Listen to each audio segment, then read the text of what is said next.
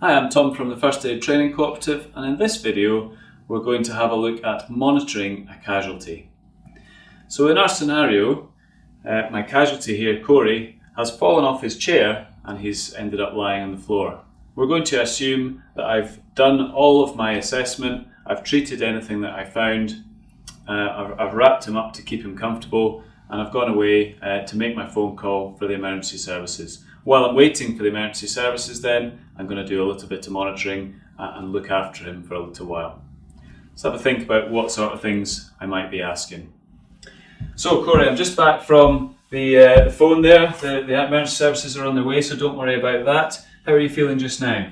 I'm feeling much better now, Tom. I'm feeling a bit better. That's great. I fell off my chair though. You fell off your chair? Yeah. Okay, yeah. how did you manage to fall off your chair? I just went a bit dizzy and I just felt like, I'm not sure what happened. Just went a bit dizzy and I fell off the chair. You went a bit dizzy and fell off your chair. So Corey, I've got a bit of paper here. Do you mind if I just write some of this information down? Is that okay? That's fine. So I'm just going to write down that you felt a bit dizzy and you fell off your chair. That's right, yeah. Okay. Yeah. Good. And could you just remind me, Corey, your name's Corey, what's your surname? Jones, Corey Jones. And can you spell that for me, please? Jones. Okay, excellent. And where do you live, Corey? What's your address? I live in Gairloch. In Gairloch? Oh, lucky you. Yeah. That's good news. Lucky you. And how are you feeling just now, Corey? You okay? I feel better than I did. Much better than I did. Excellent, excellent. Yeah. So while we're chatting, Corey, do you mind? I'm just going to make sure that you're feeling okay. So I'm just going to take your temperature. Is that okay? Do you mind if I do that? That's okay. Have you got a thermometer? No, I'm just going to use my hand. Okay. And I'm just going to put my hand down the back of your neck. So I'm just comparing the temperature of my neck to your neck.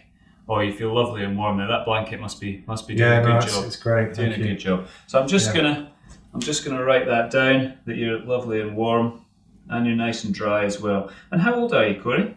42. 42. A ripe old age of 42. When's your birthday? Birthday's in March. March. What date in March? 46th. The 46th of March? No, that's not right. That's not right, I don't think. No, the 24th. 24th of March, 24th. Okay. You better get that right or no one will buy any presents.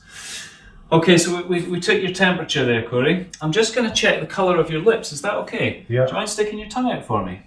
Oh, what a lovely pink tongue you've got there. That's fantastic. I'm just going to write that down as well. Okay, and this is the first time you felt dizzy? Yeah, the first time today. But first time today? Yeah, okay. Yeah.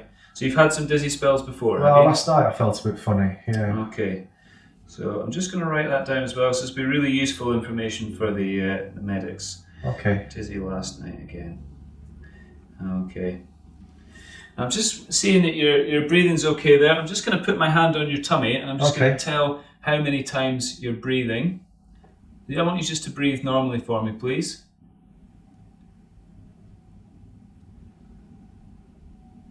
That's three full breaths in 10 seconds, Corey. You'll be glad to know that's an average breathing rate. Oh, great. A breathing rate of 18 breaths per minute, which is great. Okay. And have you taken any medication at all for your dizziness? When you felt dizzy, did you? No, I didn't.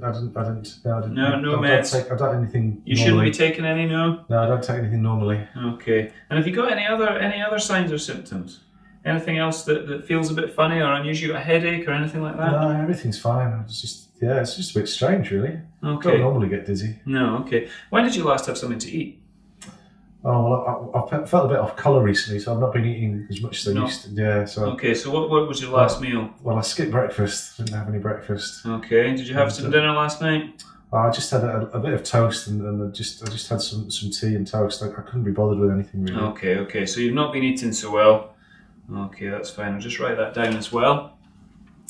Now what I'm going to do now, so we've already checked your temperature, we've checked your colour, we've checked your breathing. I'm just going to see if I can find a pulse, Corey. Is that okay? Okay. So I'm just going to hold this wrist here. Okay, I'm just going to lift up your thumb there. I'm just going to find your pulse in there and see if I can. Oh, there's a really good pulse. So I'm just going to measure that. Okay, let's just. Okay.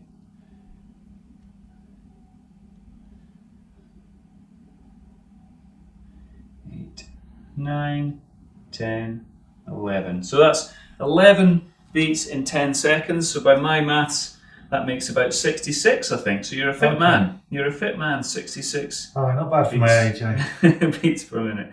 No, very good. We'll get you back up and and fighting again soon. Okay, and can you just tell me again what you think happened to you? Oh, I'm not sure, but I was sitting on the chair and then I felt a little bit dizzy, and then I sort of landed on the floor. Okay, you landed on the floor. I feel better now. Oh, you're feeling better? Yeah. Okay, can you just remind me your date of birth? I didn't quite write that down properly. It was March the 24th. March the 24th. Okay, well done. Thank you. So in summary then, it's really useful as a first aider to gather information about your casualty, which then is handed over to the emergency services.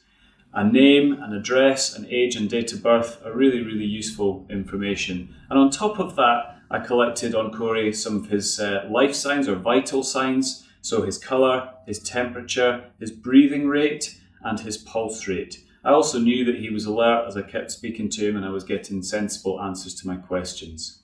Alongside, I was asking him more specific questions, which it can be helpful to remember the acronym SAMPLE. So SAMPLE stands for signs and symptoms, age and allergies, medications that he's maybe taken or should have been taking, past history, so is this the first time it's happened or the first time he's been ill, last oral intake, so has he eaten or drunk recently, and finally his version of events, what does he think happened to him?